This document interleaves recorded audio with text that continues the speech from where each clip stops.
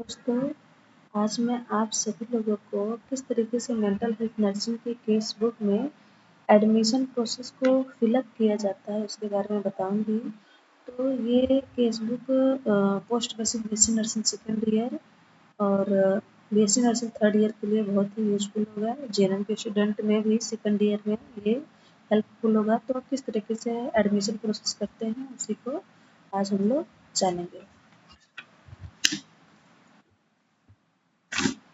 Hello दोस्तों, देखिए इसमें ऑलरेडी पहले से सारी चीज़ें मेंशन की हुई हैं। देखिए सारी चीज़ें इसमें लिखी हुई हैं, बस इसके एज अ क्वेश्चन जैसे पूछा जाता है एज अ टीचर के द्वारा, तो ऐसे ही इसमें सारी चीज़ें दी हुई हैं।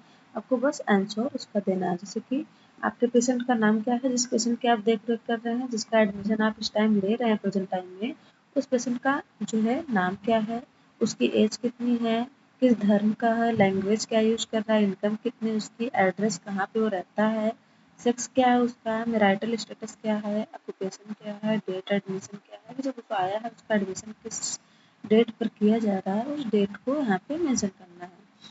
और नेम ऑफ इंफॉर्मेंट विद रिलेशन, उसका नाम क्या है जिसने इन्फॉर्म किया है सपना सिंह के बारे में, और उसका पेशेंट के साथ रिलेशन क्या है। तो फादर थे रोहित, तो उनके साथ मैंने फादर लिख दिया है। नेम ऑफ कंसल्ट, जो कंसल्टेंट है, जो साइकेट्रिस्ट है, जो इस सपना सिंह की देखभाल कर रहा है, उसका नाम क्या है। उसका नाम यहाँ पे रौनक।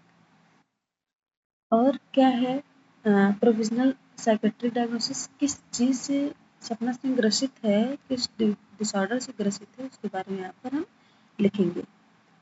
बाकी ये सारी चीज़ें दी हुई हैं कि ट्रांसफ़र किया गया है किसी हॉस्पिटल से, नहीं। पेशेंट का एडमिशन कब हुआ, तो जब जब उसका एडमिशन हुआ तो उस टाइम पर वो ओरिएंटेड था या फिर डिसओरिएंटेड था। सारी चीज़ें अपने बारे में खुद से बता रहा था या फिर नहीं। तो डिसओरिएंटेड था तो यहाँ पे मैंने डिसओरिएंटेड लिखा। कोई और चीज़ प्रेजेंट थी एज अ जब एडमिशन हुआ तो हेड इंजरी प्रेजेंट थी उसके पास। प्रीवियस एडमिशन नहीं था क्योंकि पहले से कोई दिक्कत थी नहीं उसको।